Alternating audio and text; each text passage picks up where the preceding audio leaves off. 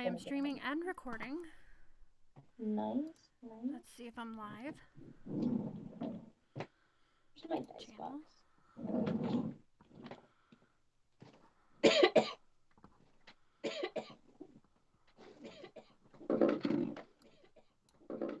Alright, is this us now? Alright, is this us now? Okay, I think we're recording. Okay. Nice. We're recording! Nice. We're doing it! Nice. Kelsea! It's You did very it! echoey. Hold on. Uh-oh. Okay. Alright. Holy shit, I did it.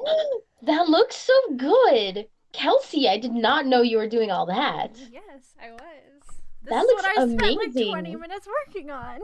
Oh my gosh. Good job. So Holy nervous. hell. Ah, that looks so good. Oh my god, I'm so excited. Seeing visuals makes me so excited. I'm happy. It worked. We did it. Kelsea, good job. I'm so proud of you.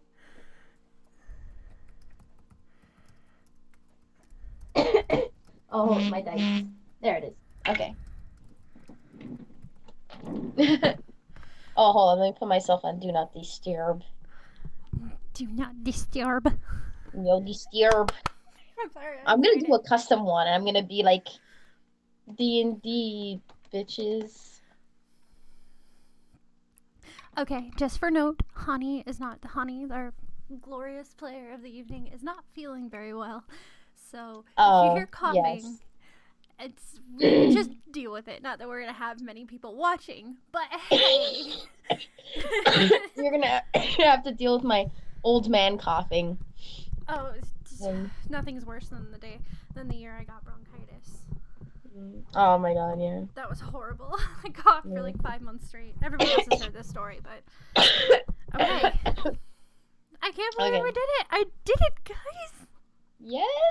Okay, I'm gonna exit out real quick just to like. I'm gonna keep it up just to make sure, but I can look at the chat and everything. Like, I can see everything from OBS, which is really fucking cool. Sweet. All right. Again. I hope everything sounds good. Alvin should come in a minute, and he'll be able to listen and kind of tell us how everything's going. And Rad. Okay. Whew. All right. Are you ready, honey? Yes. Oh my god, there's the D&D Beyond thing. It looks great. It looks great. I did good. Great job. It's so fun to back. I'm super ready. Are you super ready? I'm super ready. I'm tomato soup ready. Wow, that's extremely ready. Yeah, like that's molten ready. Just about as molten as French onion soup. I know. Oh my god. Great reference to Taz Amnesty. Oh, whoops. Never mind. I don't know anything about Taz Amnesty. I know. I'm not there's there yet. There's a whole thing about French onion soup in it. You'll see one day, maybe, if you want to. You don't have to. Well, I'm staying caught up with all my other D&D stuff, so maybe I'll get. Yeah, maybe not not soon, or maybe ever, but like it. If Alvin was here, he would have been like, Yep. Okay. All right. Okay. So we're ready. Mm-hmm. Okay. Well, first things first. I'm gonna introduce myself because why not? This is going on the internet forever. I am Kelsea, a.k.a. the DM, a.k.a. Fox, a.k.a. K2. Whatever people feel like calling me at that moment. Yes. I am running currently part 3 of Anka's Session 0, which is supposed to be 1 session. Well, that's never how it goes, but yeah. But I am running a campaign in the Astral Sea. We're not quite to the Astral Sea yet, so none of these pictures make any gosh darn sense. What the heck was that accent? Gosh darn. Gosh darn. Rubbing off on you. But I didn't know what else to put, and I wish I had somebody else like controlling the stream so they could put like cool pictures up. So maybe eventually that'll be what we do. I don't know. I doubt it. We'll hire an intern. It'll be great. Why? We need an Angus. Pay them in nothing and cheese slices. Hey, my cheese slices are like smoked Gouda, So Well paid intern. And their Christmas bonus would be like 1 dice, and it's like not even like a good one. It's like the two-sided. I'll give them from my reject dice. Yeah, the The ones I reject dice that don't use. roll well at all. There you go, intern. Now clean out my cat's litter box. That's what my child is for. Oh my gosh. Okay. Okay. Alright, we're gonna get started. I'm currently running again part 3 of Anka's session 0 of her getting to the Astral Sea so we can start this dang adventure. She is Yeet. 3 out of 7. Oh Technically Lord. 6. But 3 out of 7. I've only done 2. No, we did not stream it. We didn't think about it. But ow, I just hit my microphone. Sorry. Whoops. Whoops. Oh Lord. Oh, this is a disaster. I should not be allowed to do this on my own. Oh my god. Okay. No, you're doing amazing. So we're gonna get started, and we're gonna jump right into where we left off. And with first, a recap. Yes. So, as Anka was making her way towards the large city known as Breverton, which is the largest city along the coast, known for its trades, and known for its bustling trading community. I don't know where I was going with that. She stopped at an inn to stay the night and met a lovely young barmaid who gave her food and some information. And then on her way out of the city, she met a small band of bandits. Think about that before I said it. One was killed by their own leader, to which Anka quickly dispatched. That's right. With a rapier through the eye. Yep. It was gory deliciousness. It was so good. So from there, she had a rest and then continued on her way down the road to Breverton, to where she met and hitched a ride with a female shifter named Glenn. Though they have had many conversations about moonshine and smuggling, have not gotten each other's names yet. And that's where we kind of stopped, because it wasn't a very long session, and this is where we are going to pick up today. Yep. Oh boy. Yep. I'm super excited. Okay. Well, Anka, you are traveling in the front seat of this covered wagon with a female shifter who is drinking moonshine from a jar, not water. Are we sure it's not water? I don't know. Are you gonna try it and find out? I kind of want to do a check. I think we did do a check to see like whether she knew, and you were like, no, she's a pirate. She's a pirate. Obviously, she's gonna know what it is. Moonshine. Yeah, and I was like, damn it. Honey is an innocent bean and didn't know that moonshine typically comes in a clear jar. Yeah, she's like, it's water. a clear liquid in a sealed mason jar, and I looked at her, I was like water? Duh. And she was like, oh my god. It was really good. Anyway, that was such an unequivocally honey moment. I love it. Thank you. So, Anka, we'll have a bit of roleplay before I railroad you vigorously. I love it. I love getting run over by trains. Not gonna pun. Well, I won't say anything if you do. But so we're doing a little bit of role play right now, right? Yeah, if that's... Yes, I would love to. Now, okay, how long has she been with this shifter about now? Maybe about an hour. An hour? Okay. About an hour. There was some awkward conversation. I thought it was good conversation. I thought it was okay. I thought things were going well for her. No? Okay, yeah, it was kind of awkward, but... Look, she's trying her best. You know? She's a captain, not like a public speaker. But, okay.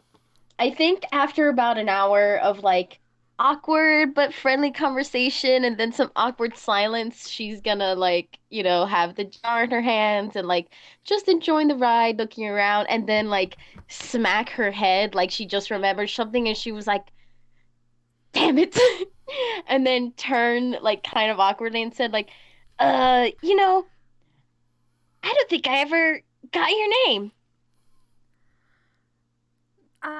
The shifter, who takes another swig out of the jar, chuckles and looks over to you and, well, I was wondering how long it would take. I think she had a sudden accent. I don't remember. It's been like 5 months since we've run this, so. Well, I was wondering how long it would take you to She starts that. coughing on her moonshine, kind of, yeah, like trying to hide her embarrassment a little bit, but she's like, sorry, I got a little bit of a cold. Are you gonna be all right there, friend? When Sorry, I'm trying not to imitate your accent.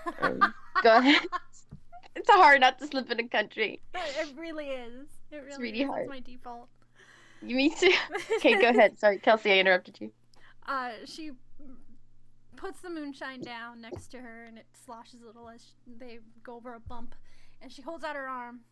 Her hand is, while this woman looks fairly human, there's definitely something animalistic about her face, and about, doesn't look fully human. It looks more like a cross between maybe like a cat and a human. Ooh, very cool.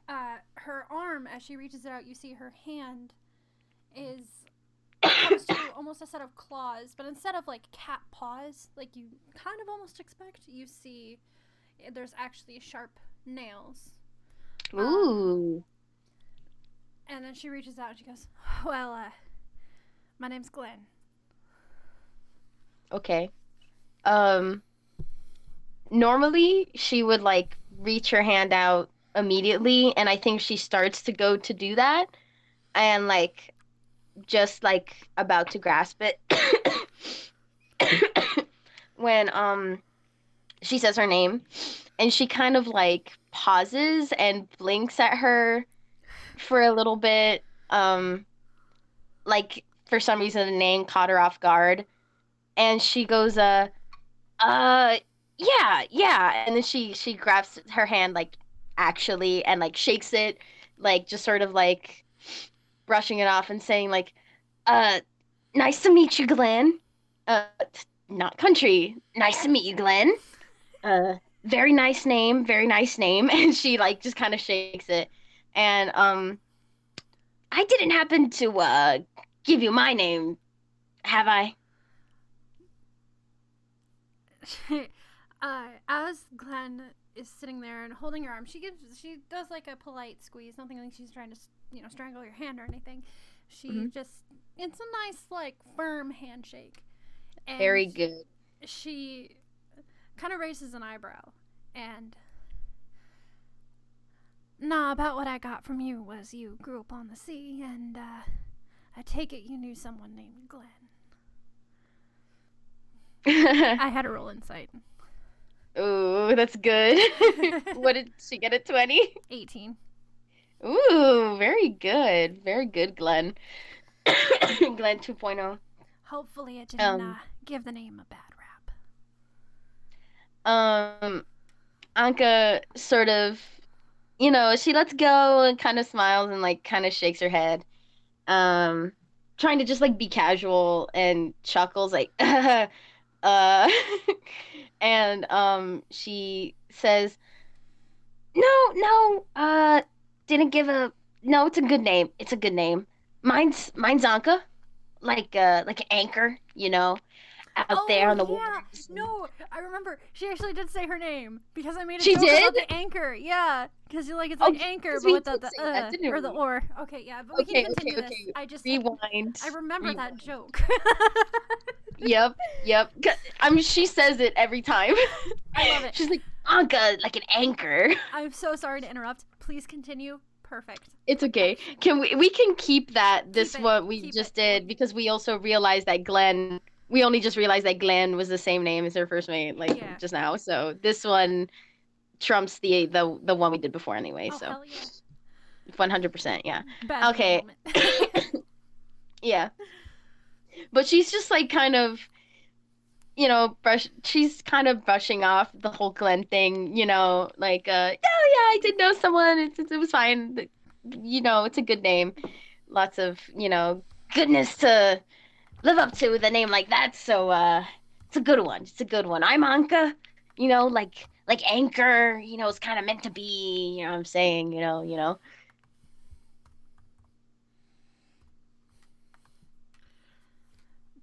She's gonna chuckle again and just be like, a little on the nose, but it's a fine name. Thank you. Thank you. And from there, you're just going to continue your journey. If you want to talk, you are more than welcome to. I think if they're gonna talk more, it's just gonna be kind of like regular small talk between, strangers. Nothing too exciting, If it's anything more from there, Anka would probably say something like, "Oh well, you're one to talk with a name like Glenn, and you're a shifter, and you're out there in nature, and Glenn is like a Glenn." And say that again. It did something weird with your audio, and it like screeched. So I'm so sorry to anybody who's listening. Are you okay? Or who listened. Yeah, you're fine. You're talking fine. It's just for that moment it like screeched. Row.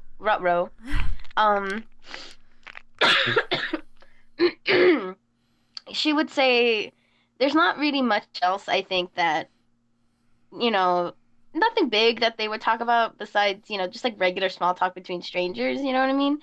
And if she had any more comments from there, it would just be something dumb, like, she said, like, it's a bit on the nose, like, when she was like, it's a bit on the nose, Anka, she would have been like, well, you want to talk with a name like Glenn, right? I mean, you're a shifter and a nature, and you're out there in nature. Glenn is like a nature thing. You're not wrong, but you can blame my mom. I prefer Glenn over Glenda. Sorry to anybody named Glenda. She like immediately like kind of laughs at like Glenda. No, I like Glenn. Glenn is good. And yeah, there's nothing else I can really think about. She does have one question. Because I think we talked about this last time, but I would like to get it on record. So that way you can kind of describe your character. Even though it's on screen, but hey. She puts away the moonshine after drinking about half of it, and you can kind of tell her eyes are starting to get glazed over, and she's just like, yep, this is good. Yep, drinking and driving.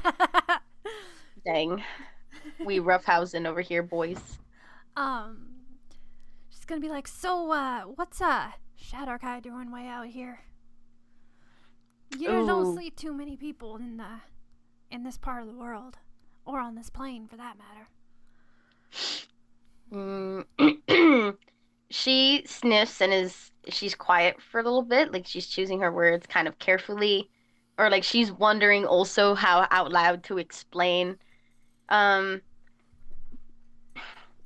she sort of vaguely just like strokes her chin and then turns to her and says, "Well, really, I'm just trying to right some wrongs."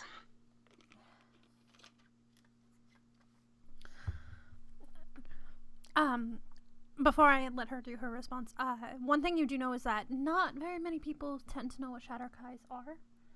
It's very rare. It's very strange that you've encountered two people that know what they are.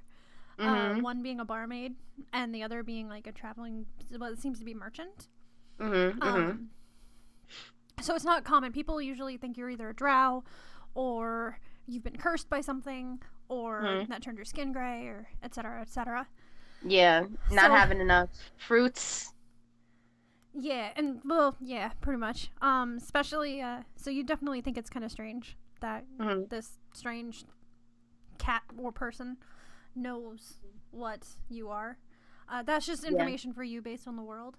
Shadar-Kai are kind of rare. She's fine with like people not knowing. She's like, it's nobody's business. Anyways, like you can think I'm a drow. I don't really care.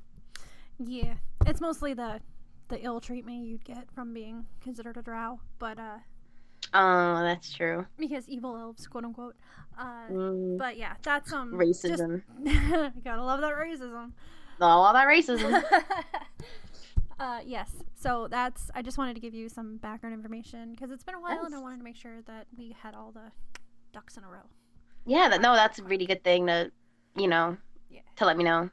Sometimes I forget. I forget these things. Again, lore dump. Lore dump. All right. So yeah, that's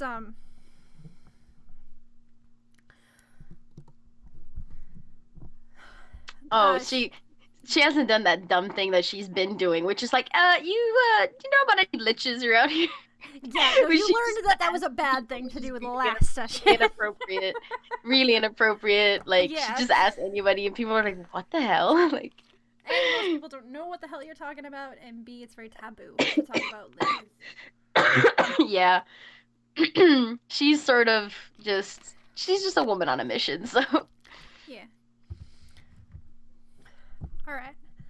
So, Glenn is gonna keep looking at you and then lean over. So you're not a cop, right? A cop? She, laughs, bends over laughing, and then, drinks, another thing of, the moonshine to just, calm her down.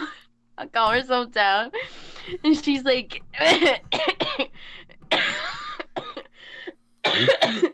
She laughs so much she starts coughing, and she chokes on moonshine a little bit. Just and Glenn's patting her on the back, like, you all yeah. right there? And she just sort of that's good, and leans back as she goes, no.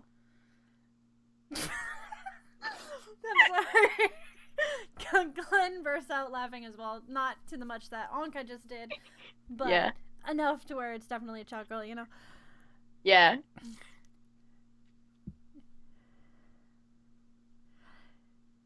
You know, I didn't think that, you were knowing your, she kind of points you up and down.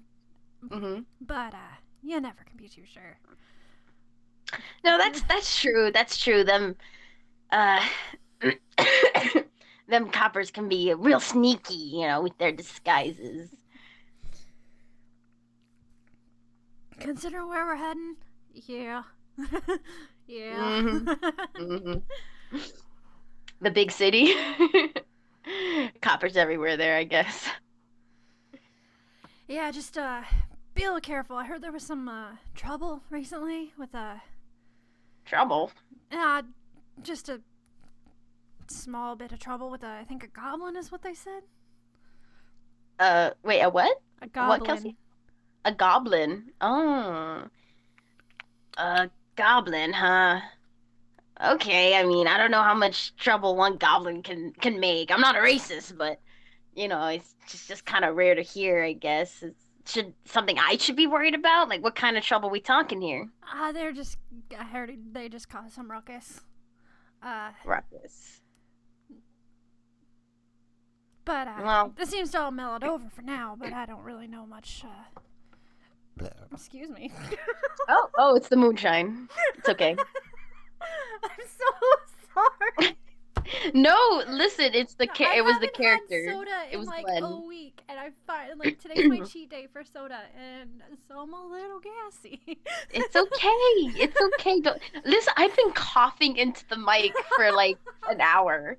You do not have to apologize. No, I think you should be all right. Just try not to cause too much trouble. Especially because I know some folks don't look that kindly upon people who look a little bit different. Normally I would be the kind of person that'd say, I've been known to cause my own sort of ruckus. And, but, but, I am, on a mission. So, and I'm right serious about that. So, not country, honey, not country. I'm so sorry. It's so hard. What was I saying? It was but I am on a mission. So, I'm keeping my head low. I won't cause too much trouble unless it comes to me, which it does tend to come to me on its own, And she winks. Well, like, where are you headed in there anyway? Why Breverton of all places? Especially for a seafaring lady. For a seafaring lady. I don't see you being one to take the airships. Ooh, airships. Taking note of that in my notes. If you want to roll a history check on what you might know about Breverton, you are more than welcome to. Okay, I would love... I know I'm looking for a library there, but... Yes, you are. That's a 15 plus 1, 16. Alright, that's not too bad. Alright, Nice. What you know about Breverton is, again, they are the largest city on a coast, but the cliffs are so high along the city, they're not really known for sea travel. They're known for a lot of their commerce through the airships and through ground transport. There are some ships that can come in and out that have ports and stuff, but it's not super common. Mm-hmm. And I would like to note that I have on here that the coat is located. It is located on, not coast, coat, because I misspelled it. I was about to say, I was like, the coat? With that roll, you would know that there is also 3 sections of city. And 3 sections. Uh-huh. I can send you everything that you would know later. Oh, okay. Basically, it's set up in a big circle. There's several rings. You might remember this from Maggie's adventure. Yes. Years ago. Year ago or whatever.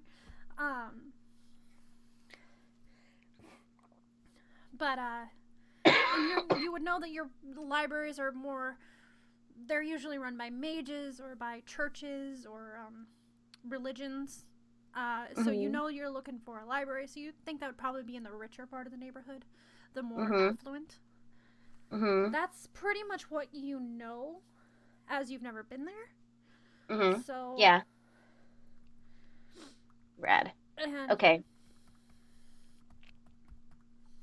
Other than that, there you go. All right. So she's gonna say, "Oh, I don't know nothing about no fancy airships. I much prefer the ships that belong in the ocean, But really what I'm looking for is a library. Now don't laugh. I can read."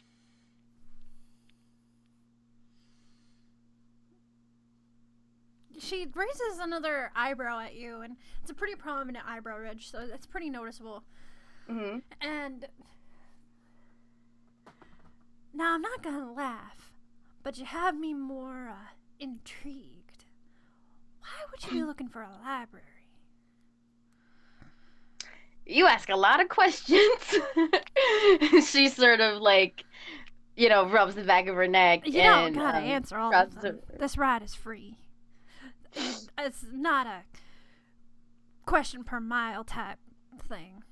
The moonshine, however, you owe me one good answer.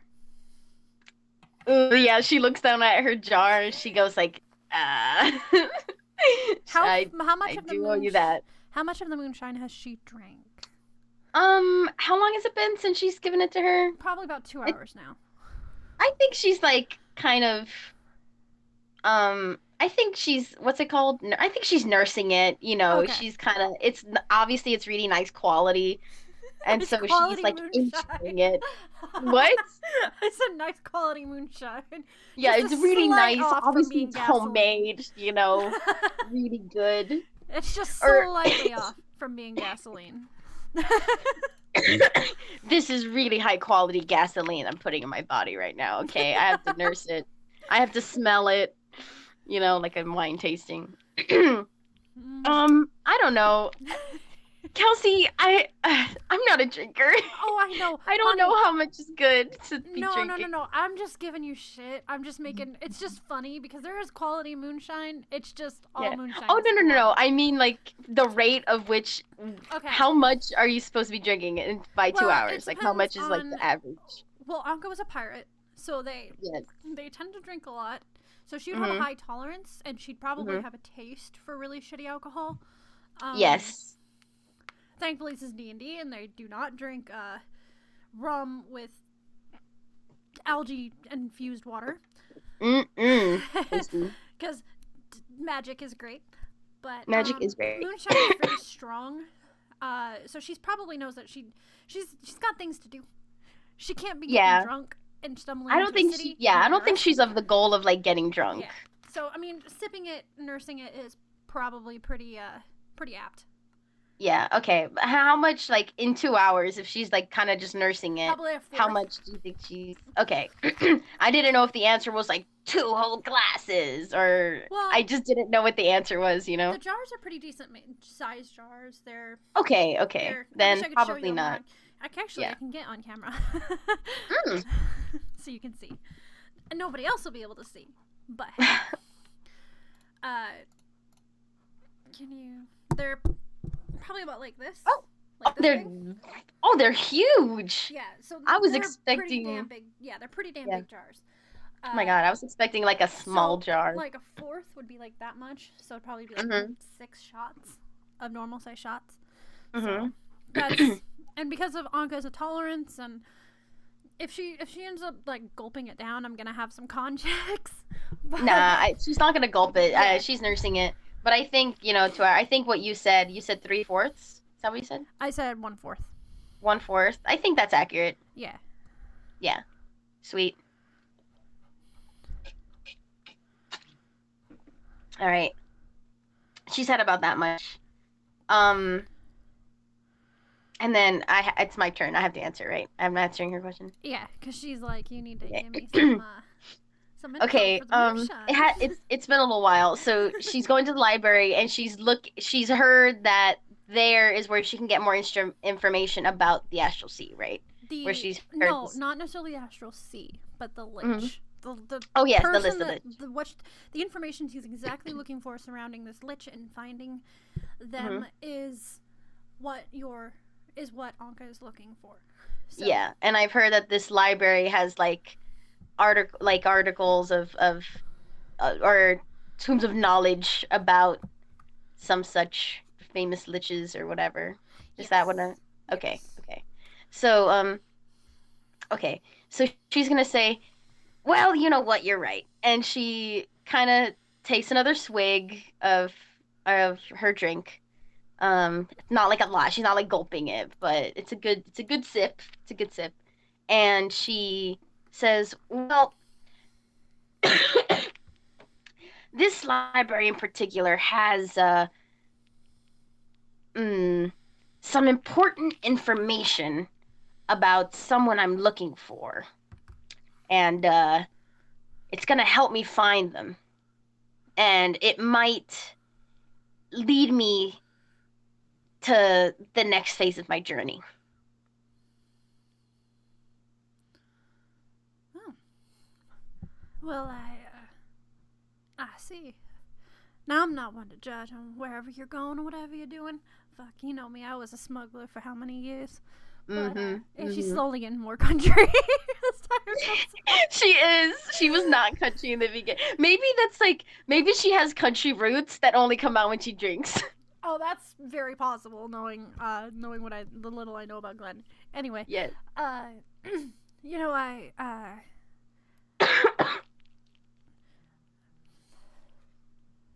but I do see that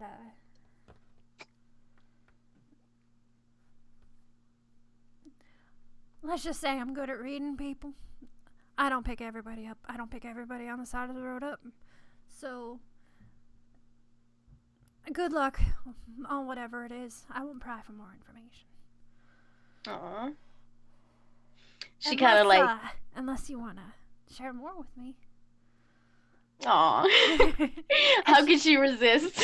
And she's kind of like, like, I'll tell, like, doing that gesture is like, I'll tell you if you tell me, like, come on, let's. Okay. Listen, Anka's a pirate. She's not like a diplomacy person. You give her a drink, she'll spill some beans. So, she goes, well, since you asked, what I'm looking for is... Careful, honey. Yeah, sorry. This moonshine's getting to me. She says, well, who I'm looking for is, well, let's just call him for what he is, which is a lich. And let's just say it's not for scholarly reasons or to ask him questions about his personal life. I'm out for revenge, so it's gonna be a long quest, and it's meeting people like you that are kind of keeping me going. So thanks for the ride. Well, shit. Out of everything you were gonna tell me, that's not what I was expecting. No. What were you expecting? That you were looking for some rival pirate leader, or God, she's totally getting more southern. Yes, rival pirate leader, or a government official who hung your crew, or something like that. Bitch, that's pretty. It's pretty dangerous. You're getting into there. I gotta roll again. Hold on. Okay. NPCs roll well. Good to know. They're doing good. Okay, to all the comments from the peanut gallery who are going to be listening to this. Wait, what? Sorry, what'd you say? To all the peanuts in the peanut gallery that are going to be listening to this and being like, well, you always roll well. I would like to know I've rolled 2 natural ones in the past 2 sessions we've done. With Dahlia. So... You tell them. Those were the only 2 rolls she did, were like natural ones. So, shush. Yeah.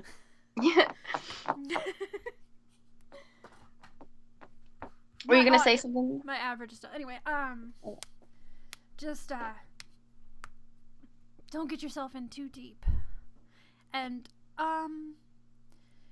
because I'm walking you through also. You are more than welcome to roll against any of my characters if you roll insight or perception or something like that. Just let me know so I know what to kind of tell you. Yeah, normally, I think normally I would, but like I think she's not really trying to hide anything with Glenn here. I think it's weird, but having that name is like kind of biasing her a little bit too, I think. She's like, oh, this is Glenn. I can tell Glenn whatever. On purpose too. I forgot entirely. I'm so stupid. Names every NPC Glenn from now on. No, wow, this isn't a Jonathan situation. Yeah. Oh, hey! Don't expose me like this. Okay. It's a great long-term joke. It's a long con. So, she's kind of giving you a strange look. Like, looking at you, kind of, you see the look that you're giving her with that almost longing and knowing look. She's giving the exact same one back. Aww. Going off the last thing that she told her about it being very dangerous, she sort of quietly, a little bit more seriously, she goes, I would do anything for my crew. That sounds like just about every other Shadar-Kai I've met. Okay, only one Shadar-Kai, but hey. She takes another swig of the moonshine and then is like, alright, no, this is enough, and kind of reaches behind it and like puts it behind her and pushes it so you hear like the jar rolling in the back. Like, she's like, I don't want this anymore. Yeah. Glenn has told her about this person, right? Has told her about... No, not entirely. I think Glenn has told her something. I don't remember well, and I wish. What we Yeah. have discussed was what has been discussed between the two was Glenn knew a Shadar-Kai, a male that was her partner. The partner in crime, not partner. You don't actually know. Yeah, I remember. But that's pretty much all you know. Mm-hmm. And Glenn, of course, knows now that you knew somebody named Glenn who was probably part of your old ship, and blah blah blah blah blah. Yeah. Okay. She'll ask then. Well, wait. What was the last thing she said? This sounds just about like every other Shadar-Kai I've ever met. Well, one. That's what she said. The one I knew. Yeah. Now there ain't nobody like me in the world, and she kind of puffs up, kind of jokingly. But he came close, huh? You could say that. Nah, I don't know much about you, but you seem like the stubborn type. She just nods. Considering you're going after a lich and all, which I don't know much about liches, but to go after one, it might take some, if I might, metaphorical balls. And it sounds just about much like, what's his name? This is gonna be hard to say. It's not Shalan. Xavier. Wait. Xavier. But Xavier. I'll type it. Oh, Javier. Xavier. Oh.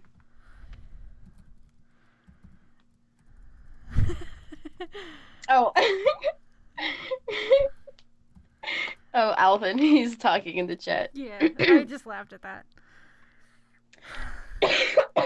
Xavier. Oh, that's cool. Xavier. Xavier, Ooh. yeah. Xavier. Sounds like some sort of like sexy Latino soap opera name. Xavier. Xavier Rodriguez. I'm sorry, peanut gallery. It appears I'm allergic to peanuts. I had no idea my whole life. Oh, Jesus. Okay, so she says that, and let me see.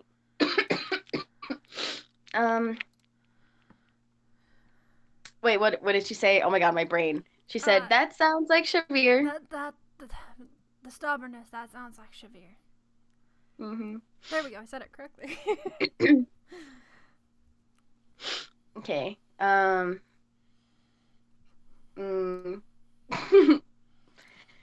Well, here's to Xavier. And she kind of like holds up her moonshine and she goes, as stubborn as they come.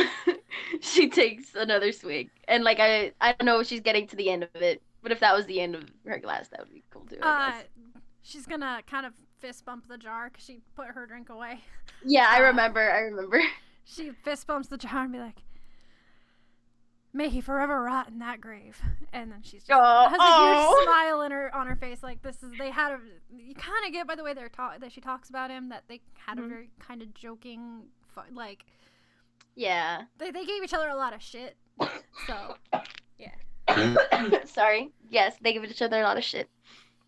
And so it's not like, she's not like, oh, may that fucker rot in his grave. It's more like, oh, what he stubborn asshole. Yeah. Just to be clear, because that was a weird way of saying that, but she's no, it was good.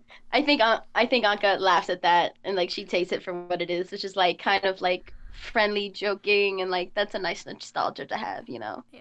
To be able to joke about that even when they're gone. So she sort of like I think she takes note of that too, like being able to like to enjoy that memory and like to say something like that for her even when he's gone. Like she kind of takes note of that. I just kind of wanted to say it. Because she's like, she has a little bit of a hard time. Anka has a little bit of a hard time, I think, you know, not being super serious whenever she thinks about, you know, her lost ones. So she wants to be able to, like, kind of have that, too. That kind of being able to joke. All right. Cool. Rad. All right. So now we're just going to kind of fast forward. You guys just had some chit chats and mindless talking, and she asked you about what your life was like on the sea, and kind of the what's the word I'm looking for? The just kind of more tidbits, and you guys just talk back and forth, kind of opening up a little bit. And then after about 5 hours, you come up over a hill, and what you can see in front of you is a huge city with large stone walls completely surrounding it, and a huge iron rock gate that has, I think they're called trellises. I don't remember. I forgot to look this up. I'm sorry.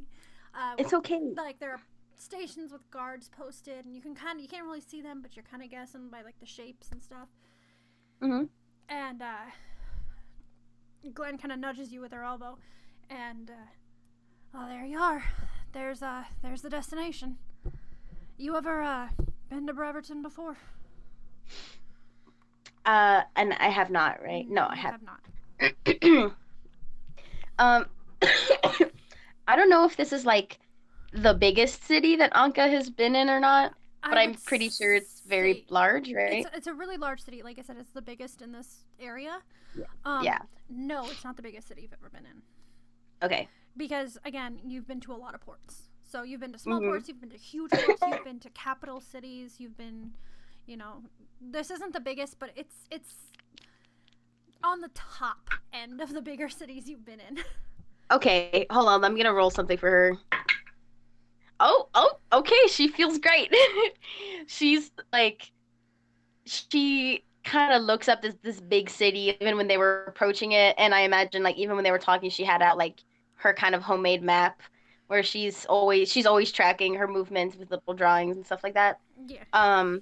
And she's like putting it away as it comes closer and kind of scrambling all her stuff together and looking up. And even when they're approaching, like, where they're sitting on that little thing up there or at the front of the wagon, she like stands up as the cart is still going, like kind of such a captain on a ship stance, like Captain Morgan, shading her eyes.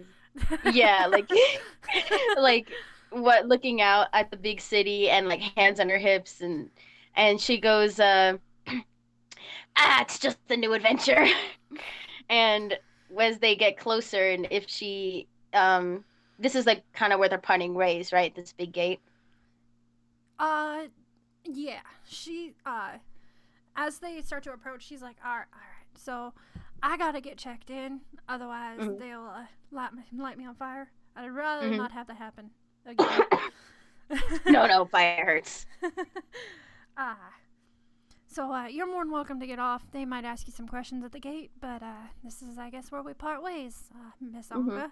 She holds out her hand again and goes to shake it. Aww. She shakes her hand and like kind of takes off her hat when still has the other one in her hand, and like puts her hat to her chest, very kind of mocking, formal, and like gives the hand like a peck, and it's not weird, it's just kind of friendly. Oh yeah. Yeah. Glenn seems Okay, to have and no issue with it. Yeah, and so she, kind of mock formally, she's like, "Thank you, good lady, for the spectacular ride." And she kind of like with her hat does like a captain's like salute, like as if Glenn was like the captain of that ride, and she's giving her a salute for that. And she swings off of the wagon very naturally, with like a skip in her step, and shrugging her pack on her shoulder, and she says, "If you ever need me for anything, ask around all these big libraries." Excuse me. I will certainly do that. Good company and honor among thieves is hard to find. Aw. And she gives her another wink, and a big smile, a very big and grateful smile. Just like for everything. I don't know. She was really happy she met Glenn. She's like, I feel like kind of like I made a friend. So in a way, she feels somehow that like she's like, this can't be the last I'm gonna see of Glenn, she's like, I'll probably see her around the city. And waves at her and like kind of strolls into the city, really just unafraid, just ready to like get in there. And she's actually kind of excited. For her, this is like new adventure. So. All right. So as you jump off and you're kind of you're like strolling up to the gate, and she has to go around into like another area where they're gonna check her wares and stuff like that. Mm-hmm. And she kind of gives you a salute and looks absolutely tickled pink of the welcome and warmth you gave her, like, as the mock respect but still respect, like, made her. Mm-hmm. You made a good impression, Anka. Good job. Aw, yay! Don't have to be good at charisma to be good. Anyway, yay. She kind of gives you a wave, and as you're approaching the gate, you see now that this wall is huge. Like it is taller than even some of the biggest ships you've seen. Mm-hmm. And I didn't mention things from the distance. From the distance, you also saw the airships. You saw little blips of airships in the so cool. Kind of like coming in and heading out over the sea and coming through. It's very bustling. You got the sense that this is a pretty big, like, bustling city. Sorry, I keep repeating my words, but no, it's okay. Sorry. So as you kind of approach this, like, there are guards standing there holding spears and some variety of uniforms. There are some looking a little bit more like ramshackle put together, and some look much more professional and more what's the word I'm looking for? Looking orderly? Like they have more status. That's I can't yes, think of the word, higher status. Like they look of a higher status. Mm-hmm. One of the ones in between the two extremes, or between the more kind of cobbled together and the other one, God, my brain just died. One of the middle people comes up and is like, hold it. So kind of looking you up and down and being like, and he looks at you and he just, drow? Excuse me? Oh my god. What race is he? He's a human. Darker skinned human. As soon as she's approached, yeah, go ahead. He's not looking at you like he's like, oh, it's a drow. He's not looking like he's gonna attack you. He's just standing there with his spear and kind of holding out his hand and just kind of being like, I don't know what to call you, so I'm gonna call you the nearest thing that I can think of. You're obviously not human. Drow. She looks him up and down and goes, elf? Now, I don't need any attitude. I just need to know your name and why you're here, and that's pretty much it. All right, then. And she kind of, she goes, like, just had to ask first time. And he's not asking, like, for papers or anything. No, right? He's just like, just state your business. And more or less knowing that there is a guard presence in the city. He's not saying it, but you kind of get that feeling like, oh, yeah, definitely getting that. I got to open up your sheet here. What's your insight? Okay.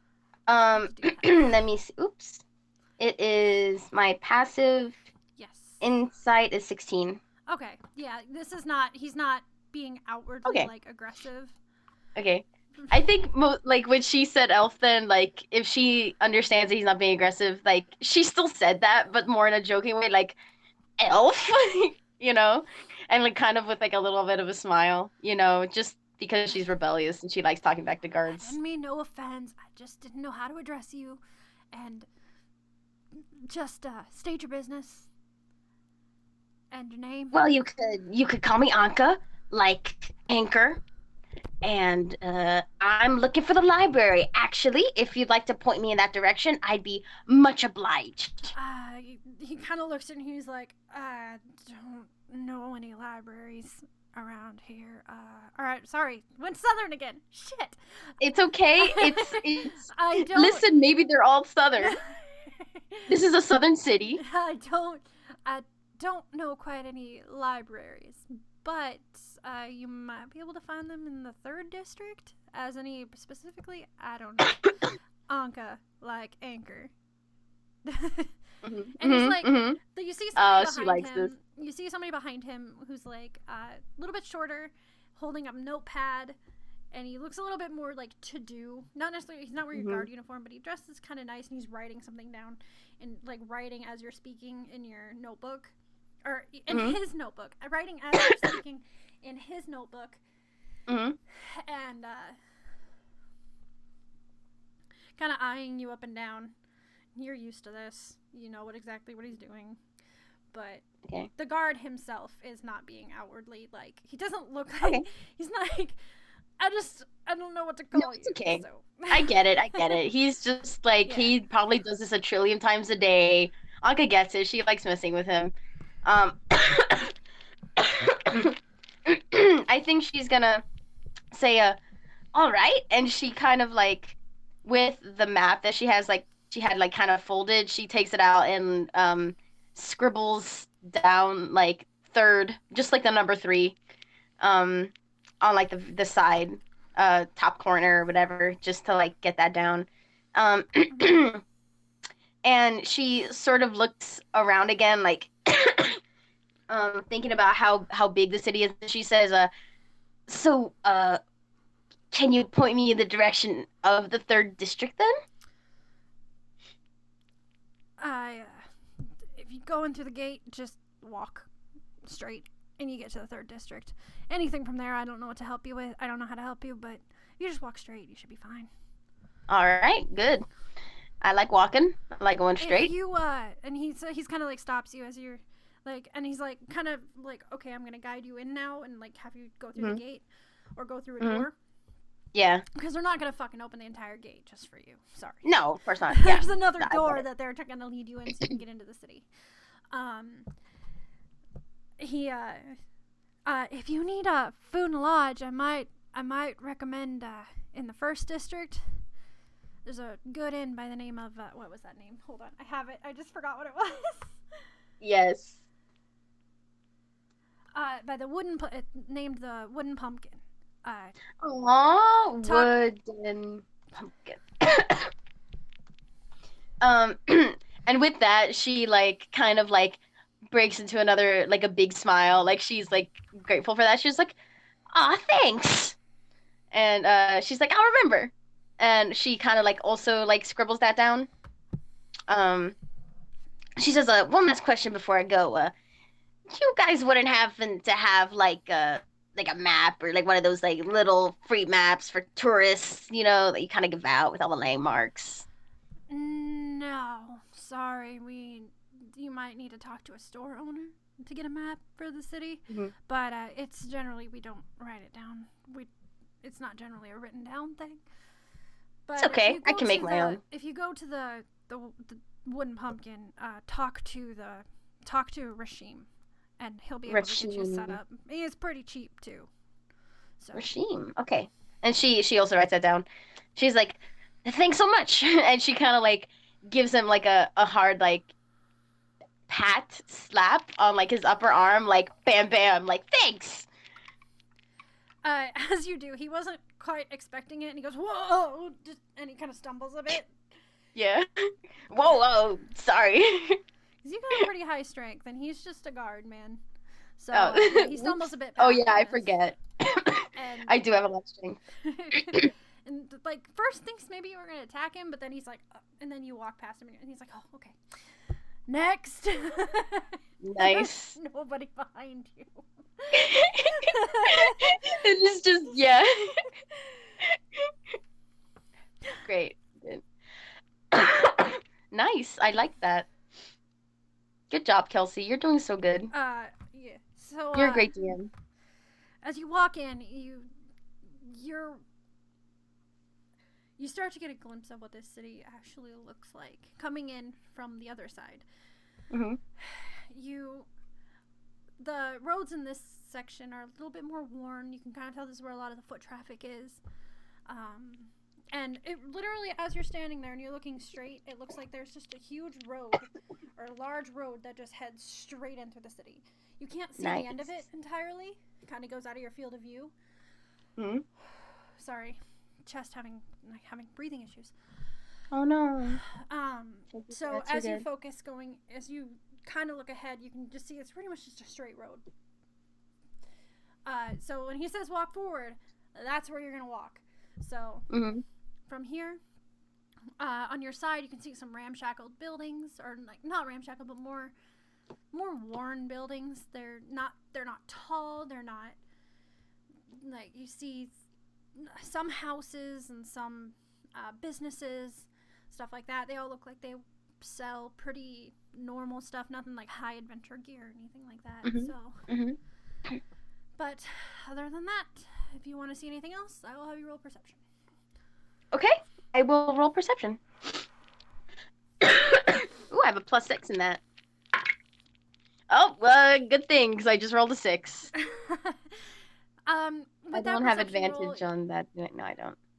with that perception roll, you kind of notice that this is definitely the poorer part of the neighborhood. Not a lot of fancy things. There's not a lot of decorations outside. It's very much just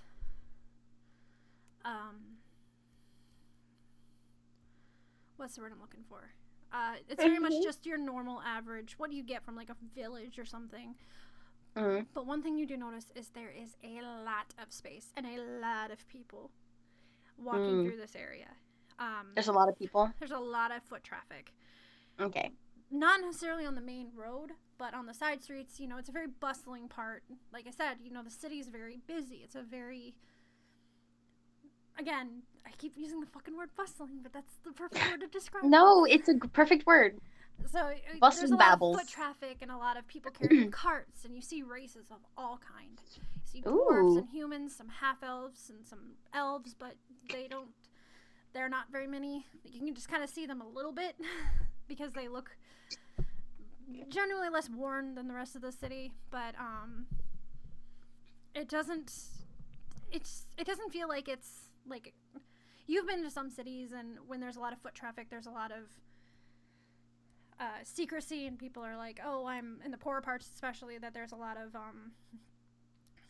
crime and stuff. No, this is just everyday people going in through their life and not really like paying attention to you. They're used to travelers. You get a couple of odd looks, but that's about it. Okay. And another thing you notice is just how oppressive this wall can be. It is casting a huge shadow over this area. You definitely can tell it's not to keep people in, it's to keep people out. It's a defensive wall. But other than that, that is everything. Okay. I think just in general, also like to give you a little break so you can, you know,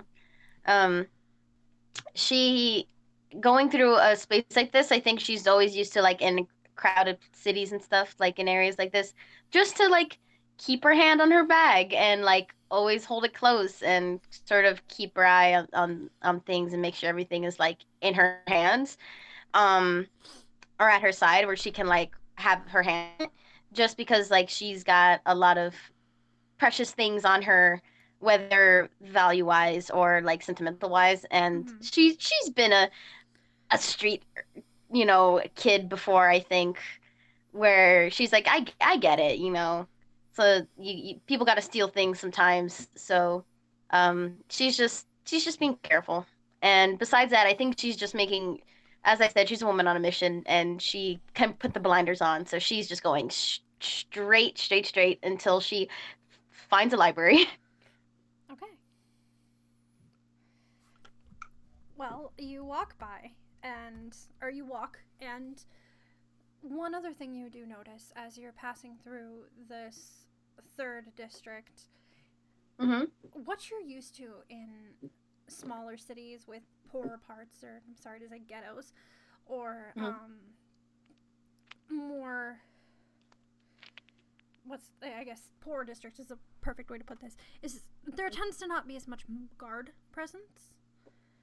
This doesn't seem to be the case with Bremerton. There's guards posted, they're chatting. Think of Whiterun in Skyrim. You know how there's right. like a lot of guards in every area?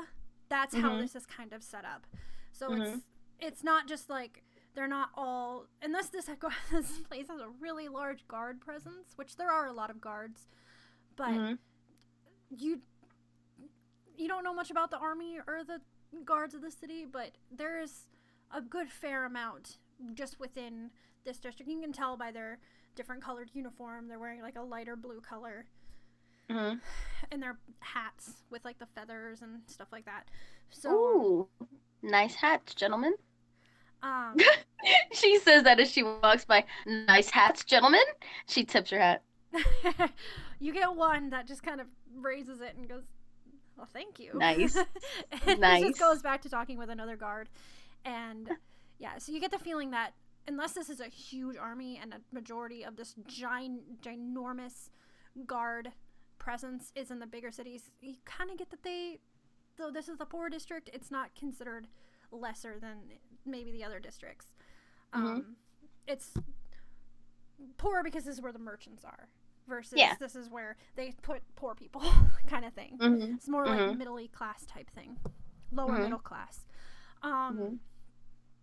Just a brief tidbit of the city. I like it. So you keep going, and as you're walking past, you start to see the houses kind of separate a little bit. They get a little nicer. They get a little bit like they have more room, and the streets are just a little bit wider. The street you're on is the widest. It's the straight thoroughfare through the city. Sorry about the panting. No, it's okay. You need to breathe.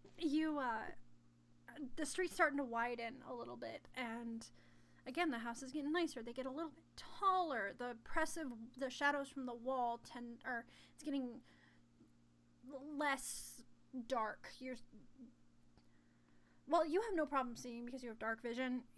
There's definitely a shadow over the wall that makes everything a little bit darker. But you keep walking, you've got your blinders on, and you come to a thoroughfare type circular. Everything's built in a circle. You can kind of see that everything's kind of built curved. There's no, it's almost like a maze, like when you look above from a maze, like how there's sharp turns, but everything's done in a circle.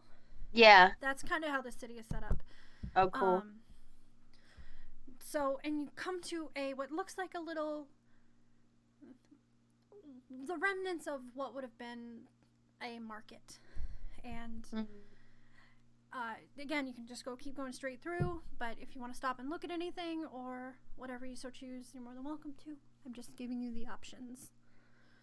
I feel like she isn't gonna dally. I think whenever she comes to a place that looks a little bit more different, or she starts noticing that things look a little bit different, she like takes a look around, like she doesn't so much, she's not like looking straight forward and just like power walking. She's gonna like turn her head and like look around. But I don't like a perception, but not so much an investigation. If you get what I mean. Okay. So I'll do a perception check. Okay. But like not very, she's more like just looking around for her surroundings. Yep, that's an 11 plus 6, 17. You see a lot of vendors set up with smaller tables, and some have tents over them, and it just looks like it was just a regular market, almost like it's a bazaar type situation, where this is like where some people sell handmade goods. You can get the smell of fresh bread coming through. Ooh, like there's okay. definitely a bakery that was selling like sweets and that very rye bread type scent. Uh-oh. Ooh, how hungry is she? Ooh. Depends. When was the last time you ate and remember you drank? Yes, I did. Oh, by the way, you still have the jar of moonshine. Wait, really? The shifter did not take that from you. Oh my god, that's so sweet. Aw. It's like a glass jar, right? Yeah. Oh, she's keeping that like 100%. Aww. What else are you gonna put fairies in? That very true. How else am I gonna catch my fairies? Hello, goes to the gay bar. Fairies, come in here. Oh, honey. I could say that I'm gay. Okay. Okay. Okay. Oh, honey. Sorry. Don't be sorry. It's fucking hilarious, but keep going.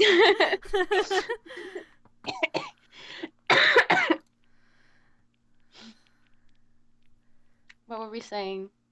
The jar. Okay, yeah, she loves the jar. And we're thinking, oh yeah, eating. It's been at least 5 hours. And what was the situation that we had with her with the eating? How long could she go? Oh shoot, I don't remember. This is the problem with only doing D&D. Yeah, hold up. I don't want to check to see if I know we discussed it, but okay.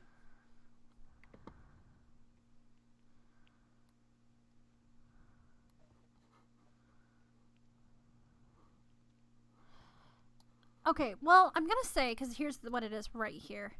Because I don't remember exactly what we ruled it. I would say you haven't been doing a lot of physical exertion, so you're starting to get a little hungry. Like, you're kind of feeling that pang of like, okay, I'm getting a little hungry. Brought on by the fact that you were drinking, and drinking makes you hungry. Really, it does? Yeah, it does. Oh, I thought it just like made you have to pee. Okay, I get hungry when I drink. Okay. Not that I drink moonshine that often, but hey. And not that I drink often, but my experience was that I had to pee really bad, like multiple times. I was being force-fed crackers though, so that was good. Yeah. So, yeah, you're starting to get hungry. Like, you're definitely starting to feel that kind of pang of, like, all right. Yeah, okay. Let me roll a dice. Okay. Let me get my 2-sided dice here. Oh, wait, I should have decided what side was which first. One is she states... Kraken is she keeps going. That's a 1. Okay, fine. I think. Okay. She's really on this mission and she's like going forward a lot, but she stops when she smells that good bread, and she's like, just for a little while, just one, and she goes to the closest stall. She wants to just like buy a bread. I'm gonna have you roll investigation to look for the bread stall, but I'm also gonna remind you still have food left over. Oh wait, I do. I forgot that. Never mind, Kelsey. She's keeping going. Why did I even roll that? Maybe she considers it. The bread smells really fucking good. Bread does smell super good. I think, yeah. So I feel like she stops and she's like, you know what? I deserve bread. You did roll 1. Not a 1 natural 1, but a 1 or 2. Yeah. So yeah, I think... Go ahead. No, you go ahead. It's your character.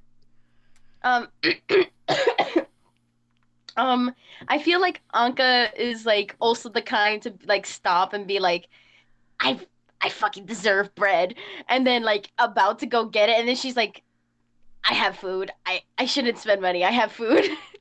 Like, I have food in my bag. But then you get that whiff of like that deep rye scent, and it's just Kelsey. Fine. Yes, she goes to get bread. You rolled a 1 on your dice. Roll a will save. You're right. That's right. not a thing in D&D. Roll a con save. Right. Con save to withstand Kelsey's temptations. Oh, it's a natural 1. Is it really? Better go. Temptation accomplished. Is it really a natural 1? No, it was a 15, but I was joking. I'm gonna make you roll a constitution check, because this will solve your issue of like, do I do it, do I not? Do I do it, do I not? Roll con. Do you actually want me to? I say she goes to get bread. What? I say she goes to get bread. All right, but that's what you're choosing. Then she goes to get bread. Yes, I'm choosing that. I'm choosing her to have like this like little moment of struggle of like, should I or should I not? Ooh, should I? And deciding yes at the end. So investigation, right? Investigation. Investigation. Oh, natural 20. Oh my, you're Plus like, what? I fucking deserve this bread. I deserve this bread. And you lift your head and you turn and you get a scent of just a slight breeze whiffs past you and just to your left, and you just get this whiff of this dark, fresh rye bread, and you turn and you beeline it to the left, and you're like, this is exactly where it is. And yes. It takes you no time at all. You know exactly where this bread is. She's putting her expert navigation skills to You are its weaving use. in and out of people. You're like, I'm not getting distracted. I have my nose on this bread. I am scent dog for bread. This is so Anka. She's so goal oriented. She's just like library, and then someone's like bread, and she's just like bread. Oh my god. Oh, I wish people were caught up in Critical Role, but I can't spoil it because we're streaming anyway. Anyway. Oh, okay. You end up there in no time. You're like 10 seconds. You just go, and the person behind is putting leftover pieces of bread or leftover loaves of bread and bags and rolling them up and putting them in a little cart like he's ready to go. And you're there and you're just staring. You're just like, I found it. Yeah, she's like staring. She's like, "Are you close?" Not. Did I say guy? I'm sorry, this is a female. I need to stop making all the NPCs go. All my guards and stuff. You see a human female behind the, at least she looks human. A woman behind the little table, and no, not yet. But we're about to. Are you interested? I'm guessing you're interested. Yeah, she's got like a little bit of drool, like, and she's like, yeah. She like composes herself, like wipes it. She kind of straightens up, like relieved that she found it in time. She's like, yeah, I'd love to buy some bread. Smells great. Oh, why, thank you. We grow the wheat ourselves. The weed? The wheat. Wheat. Sorry. No, this isn't that kind of bread, honey. Sorry. That's what the butter is for. Oh, hello. She's like, she kind of pulls out and she's like, well, since she's kind of looking you up and down, she's like, oh, well, sure. What do you want? I'm glad it smells so good. A little nervous, but she's a little nervous, but okay. So, they don't have like their prices set up on like a little list or anything anywhere, right? Nope. It's just like the bread is like all out. It's just yeah. The one that really caught my nose was the rye. Is that right? Yeah. Well, that's what you said. Yeah, it's like yeah. Okay. Sorry, my bread. I've decided that's her favorite bread, and magic word from Kelsea, and it's official. Rye is the favorite, and so she goes, I think that I caught a whiff of some. That's white rye. She goes, got any rye bread here? She kind of leans back to look in her cart, and she's like, yeah. Pulls out 2 loaves and one. She pulls out 2 loaves that are not in the sacks yet, or in the burlap sacks. The bundle. Yeah. And this is. I mean, you grew up on a ship. You ate a lot of bread. There's just a lot of bread. Mm-hmm. You know your bread. Lots of bread. Yes, as long as we can keep it not moldy. But we have magic. It's D&D. Magic, just like magic. That's most of her expertise in magic is to make bread not moldy. She's like, I'm a fighter. The only magic I'm interested in is non-moldy bread magic. Well, you did have a druid as your first mate, so. That is true. He took care of all of that. He was great. He was her puzzle piece. He's like, I'll take care of the bread for you, okay? She's like, thanks. What would I do without you? Eat moldy bread. Anyway, I love she's holding these 2 pieces of bread. One looks a lot darker than the other, not burnt, but the wheat that was used is a lot darker of a wheat, and it looks like it has chunks of seeds and stuff in it. Like it's a Very high quality. I don't know if you've ever had 9-grain bread. That's what this kind of looks like. Yes, good stuff. And the other one's a little bit lighter, but it still looks like rye. It's just a different type of wheat, different type of rye wheat. And she kind of holds it and is like, well, which one do you want? And she's like holding this bread. It's like, this is the only two I have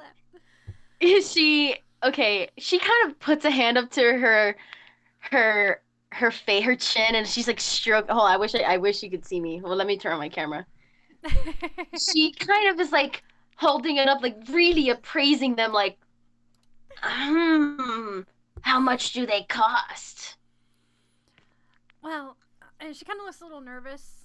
It's kind of a little more expensive because of the how we do it all ourselves, and we don't go through any of the big farms. Understandable. Good quality. It's 3 silver a piece. And she's like smiling nervously, like, please don't hurt me. Oh my god, that poor thing. Wait, which one is like, are they both different prices or? Okay, so actually I'm going to change that a little bit. Sorry. I didn't have a bread encounter. It is okay. Planned. It's surprise. She holds out, this one's 4 silver and this one's 2 silver. The dark one is 4, light one is 2. And she kind of like is taking a close, not touching them, but like kind of taking a close look and like putting an ear up to them, really appraising this bread. And she goes, "Made fresh this morning, huh?" Oh, of course. She looks offended. She's like, "Of course, true, of course. I should have even asked. Insulting your honor." Of course. And grind the wheat myself every night. Now that's a hard-working girl. That's good. And so I have behind the scenes, I have 10 gold here. You it says have more gold than that, honey. Okay, I'm good, right? Yeah, okay, you're good. You're good to buy both if you so want. I think she's gonna see this like this hardworking like, you know, bread seller person, and she's gonna be like, hard decision. I'll take both. Like immediately. Again, looks a little surprised, and it's like, here, that would be 5 silver then. It's a bit of a discount, you notice, but she doesn't say anything about that. That'll be just 5 silver then. What a coincidence! She was about to give her a tip. Well, it was 4 for one and 2 for the other, so she's giving you a silver off. Yeah, and she was about to be like, and here's 6 silver, keep the change. and she also takes and Anka doesn't. Oh, please continue. Sorry. Anka doesn't like think about math, and so she didn't. She just like waited for the total and was like 5 silver, and she assumed that was it. So she was like, "I'm gonna give her 6 silver as a tip." And so, like, without even thinking about the fact that didn't even realize she's giving her a discount. Like, she like hands her 6 silver, and Go ahead though, if you have something more to say though. Oh no, as she's like, she pulls them back and she starts wrapping them and like tying them with twine and little cute little bows with twine, and then you see her grab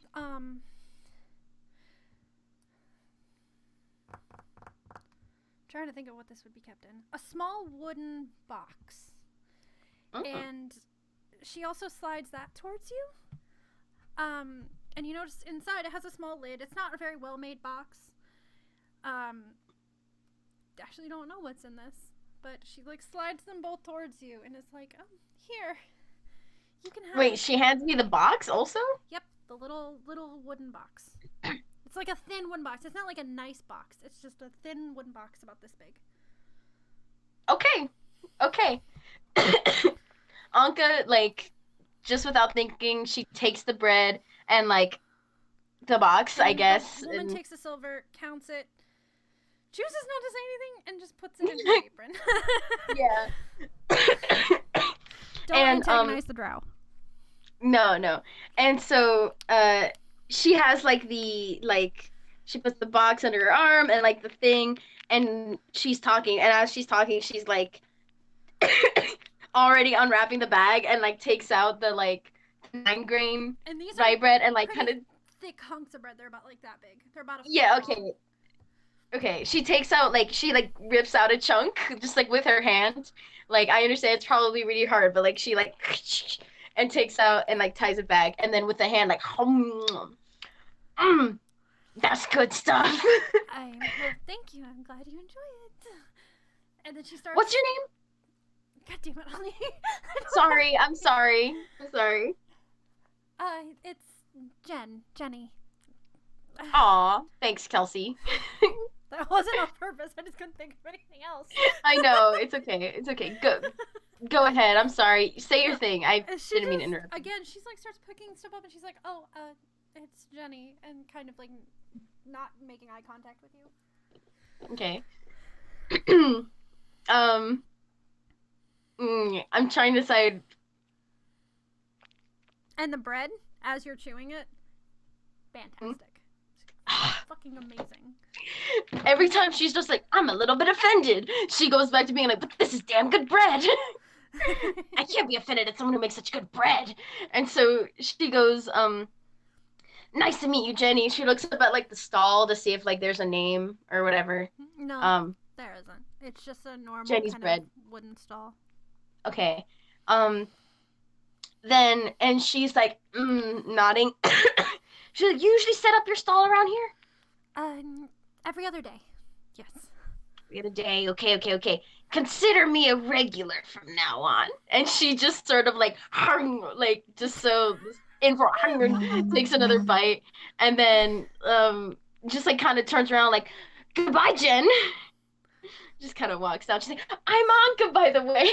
She gives Bye. the smallest wave and goes, we'll see you in 2 days.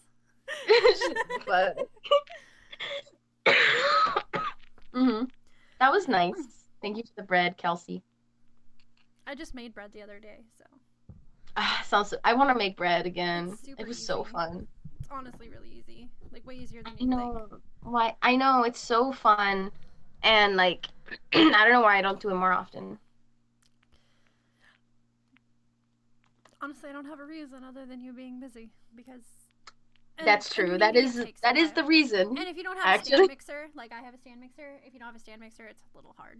It's a little difficult. Yeah. It's a lot of kneading. I don't think I have one of those. Like the kneading and stuff. Yeah, that takes a while. I have to do all that. Yeah, but it's fun. I like it. It's like good arm workout. Get to like anyway. I get like good arm workout, and it's like I get to squeeze it and be like, ooh, mushy, and let it rise. Off track. Yeah. Oops. Listen, we're not off track. We're on the bread track. Choo choo.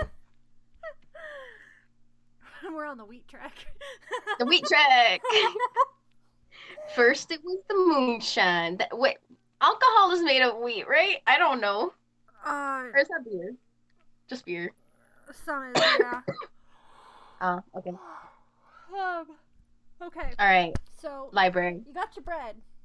And got my bread. All right, your stomach starts to settle down, and you're soaking up all that extra alcohol in your system, and you're just like, all right, we're good now. And did you look in the box by chance? Yes. As she's walking away, she's gonna look in the box. It's butter. Oh, the person. It's just a little chunk of butter. You paid her extra. She gave you a little extra. I love her. Thank you, Jen.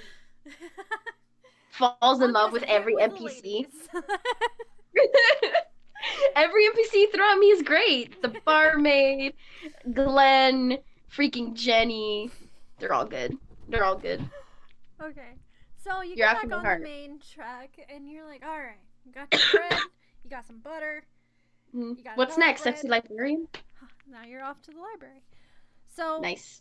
You walk for another 20 minutes to a half an hour down this wide street that is slightly more narrow as you're walking up. And hold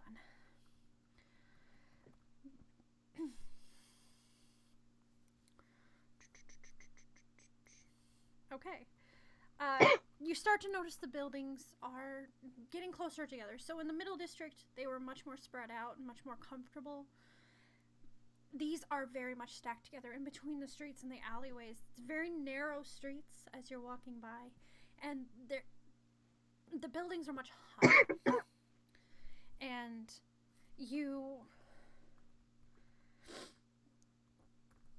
almost feel a sense of claustrophobia as you're walking through this area. And the feeling of a maze gets much more emphasized, as you can't see where you're going because the buildings are higher and everything's very clustered together. So go ahead and roll me a perception check to see what you see from here. You. I spy with my Shadar-Kai eyes. 16 plus perception, right? 6, which is 22. Which is good. That's very good. Okay. Yay! As you're walking by, you come into another inner circle area. Yeah. It's like gangster posing. Gangster!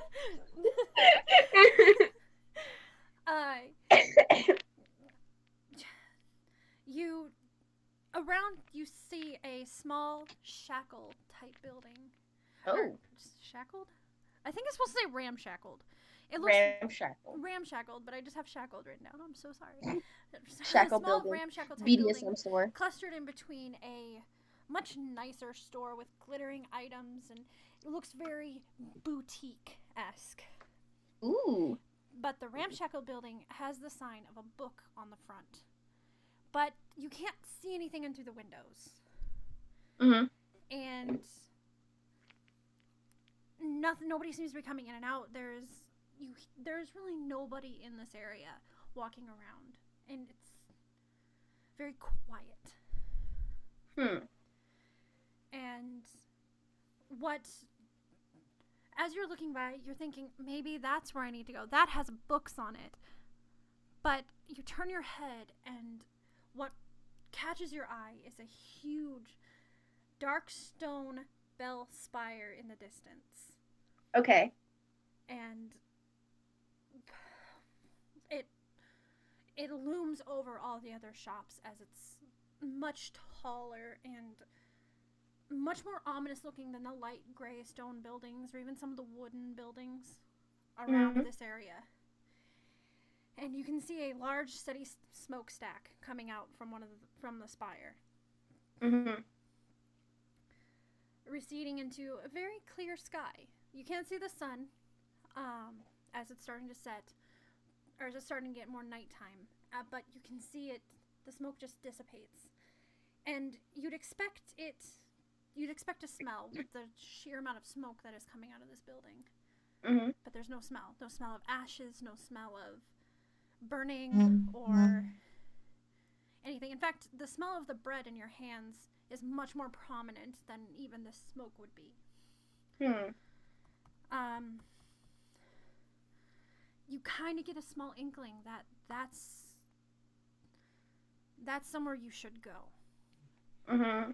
And almost feeling innately drawn to this building.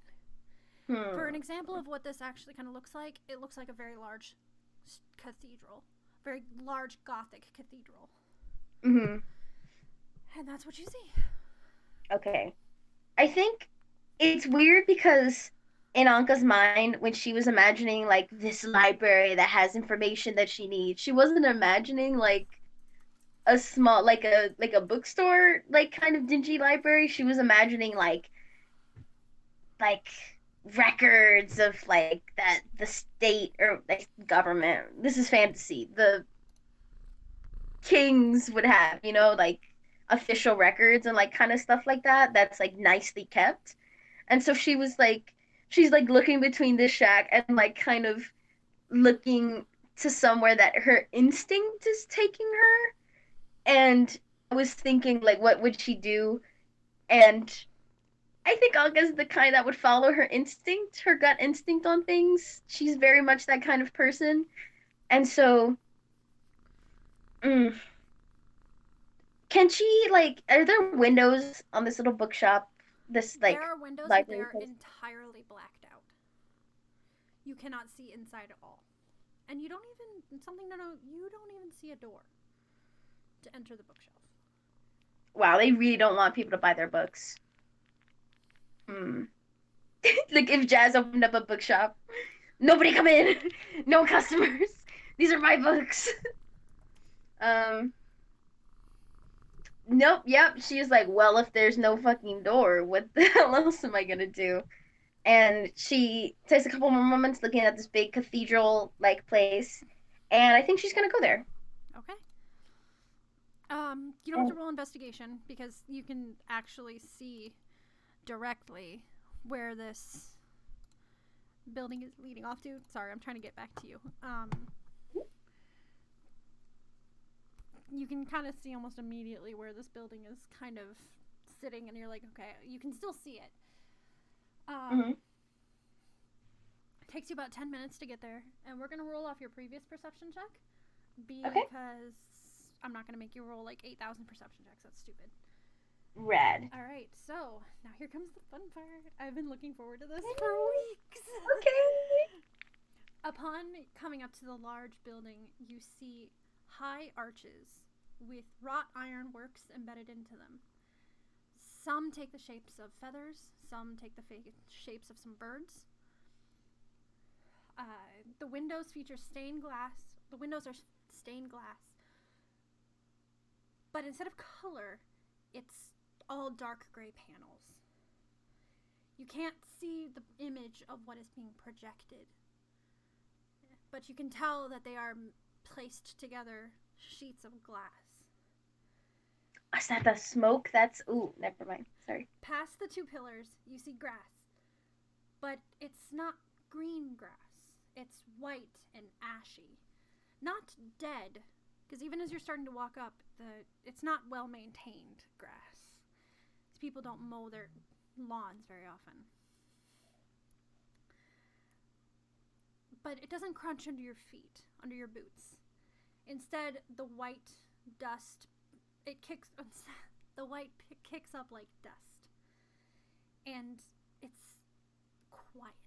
Like, it was quiet in the marketplace, or in the previous area you were in. But this is oppressively quiet. Even you look around up on the wrought iron gates, and there are crows sitting, or what look like crows or ravens sitting upon the iron, and even they are quiet. In fact, the only sounds you can hear are your boots, or your footsteps, and your breath. And hold on. But it's as oppressively quiet as it is, it's not uncomfortable. It just, you would describe it almost as a quiet of a funeral procession. It's respectful, and if you yell out, you feel like you'll be disturbing somebody. My God, are they burning all the books? Oh my God. I can see the nervousness in Hani's face. I'm like so nervous. I traveled all this way. You see a set, as you walk past and walk up to the gates, you see a large set of steps. Mm-hmm. But that's about all you can see from now. Okay. And if you look at the gate, it is not locked. It's not barred. Yeah, that's pretty much it. Sorry. Okay. So she had to walk through the grass on her way up to these steps, right? Like she walked on grass. Yeah, there's more grass. It's much more heavy and wild looking. Like it looks like it definitely hasn't been maintained or walked on in a very long time. But yes, there's no path leading from the gate to the steps. It goes when she gets up to the steps, she looks back. Are you going through the gate? You never she wants to walk up to these steps and step on the first step, and she wants to like look back. Just like, this is some flavor I'm doing, but like, is that okay? I think you may have misunderstood. The gate is on the outside. Like, it's like there's a huge fence, and then there's a gate, and then that's where the grass really picks up with the steps. So you'd have to. So she hasn't gone. You'd have to go through the gate in order to get up to the steps. So she hasn't gone on any grass yet. She's gone on. Okay. Okay. So, draw this for me, or describe it for me. Because I think you're misunderstanding. Okay. So there's the circular pattern where the grass is. or like where the gate is, and the grass is rolling out a little bit past where the gate is. Okay. So there's Okay. like a patch of grass that's not as quite. Oh, so there's just a little bit of grass outside. Yeah, okay. No. Sorry, I have it written kind of weirdly on here, so when I was reiterating it, No, it was super good. Oh my god. Okay. I was just like thinking about this grass so much. I was like, oh, this grass. That I was like imagining a lot of grass. But she wants to like look down at her boots and see like if this is ash, is like the grass green under it. You know what I mean? Like where she steps, is it green?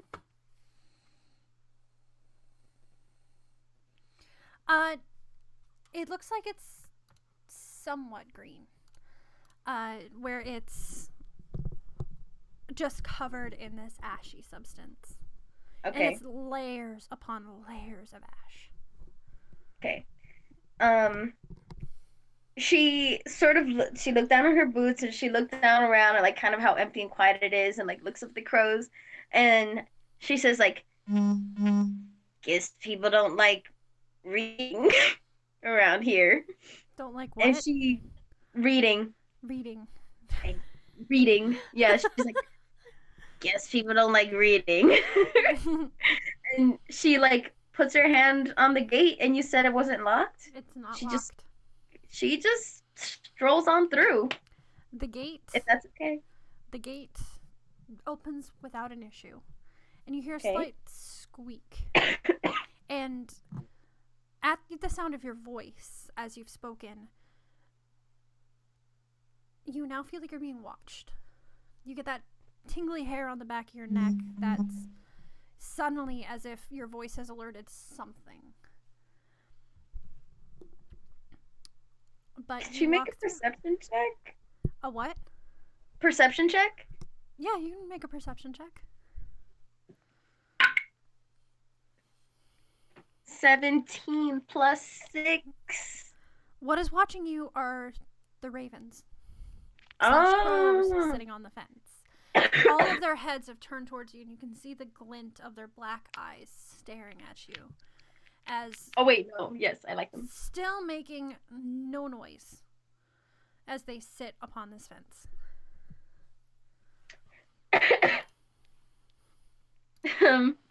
I think she kind of gets a tingle, like, and she's not gonna stop, but she's walking, and she like kind of looks back up at them behind her as she does, and like kind of goes like, pretty birds. She just keeps going. She would have said something else, but then I remembered that she likes birds because Raven Queen. Yep. And so I was like, she would have been like, pesky birds. But then she's not gonna do that. She's gonna be like, bird's good. Respect the birds.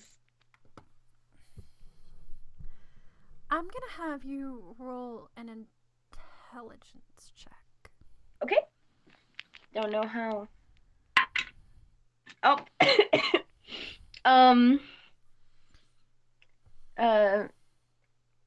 12 total. 12 total. Yeah. This building seems somewhat familiar to you, but you can't quite place what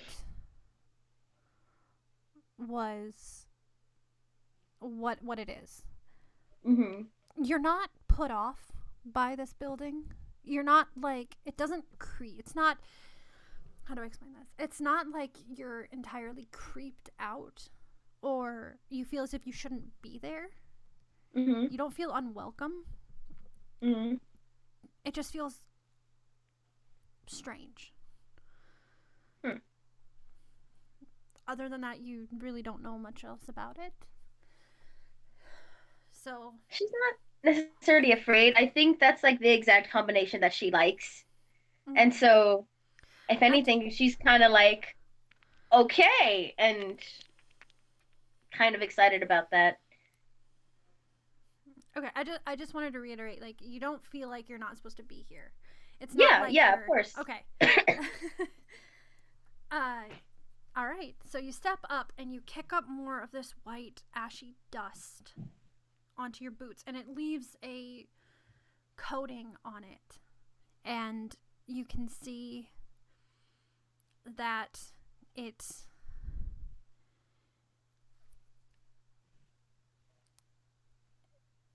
I'm trying to think of like what else, how I'm going to describe this.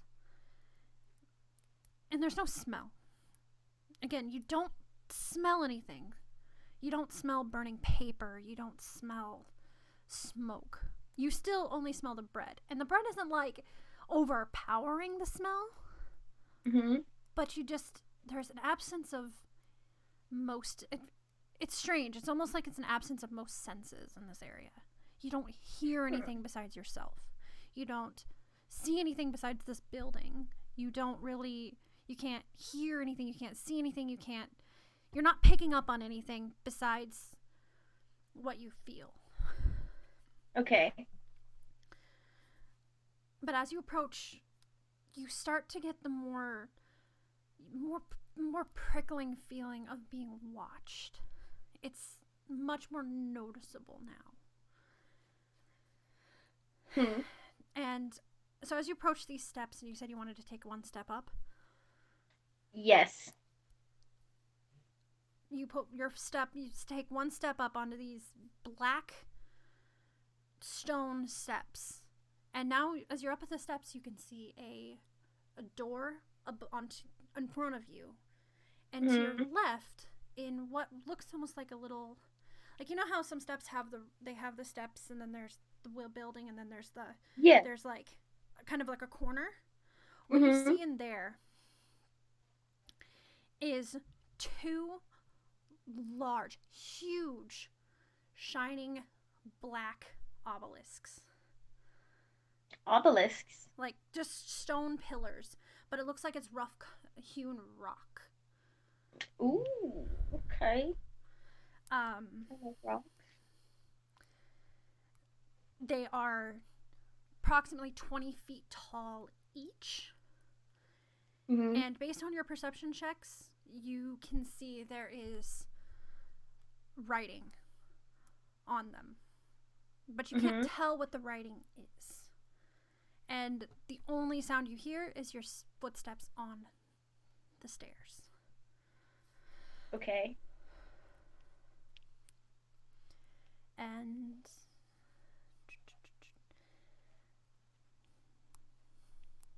then other than that, all you see is the dark wooden door.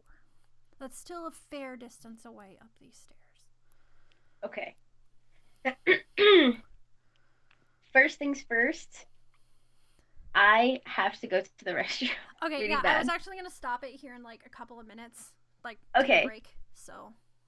Okay, because I'm like so into this, and but like 3/4 of my brain is like, you like can't stop moving your legs. You need to go to the bathroom. Okay, we'll pause it and here I want to for give you all about my half attention. an hour, and then I'm gonna go get something to eat, and yes, more to eat because I ate earlier. Good cliffhanger, because it's like the tension is like here. I'm like, I want to go in. Kelsey, you're doing like such a good job. Like, yes. Flap, flap, flap, flap, flap. Great. Right, go to the bathroom. I'm going. I'm sorry. Okay. Okay, so if I stop recording, will it keep going? How do you do this? How do you... Oh, yes, go away. Oh my god. There we go. If I have to start a new stream, I'll just start a new stream. It's fine.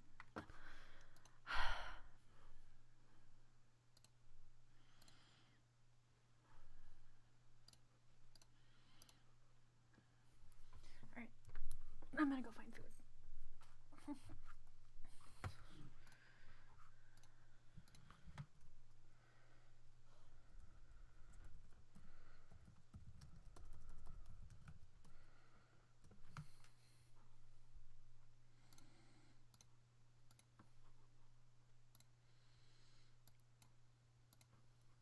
my god.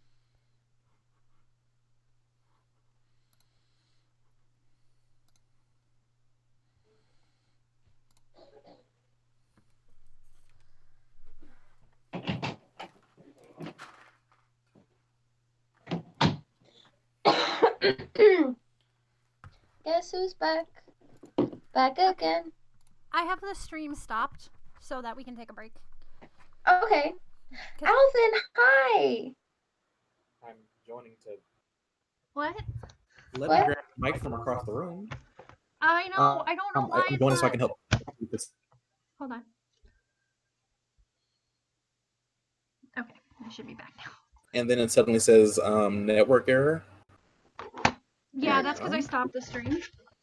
Yeah, but it shouldn't say network error. It should just say this person is no longer streaming. I don't know how that's Weird. working because that's weird. Because I just said stop Oh my streaming. God. It's also recording still.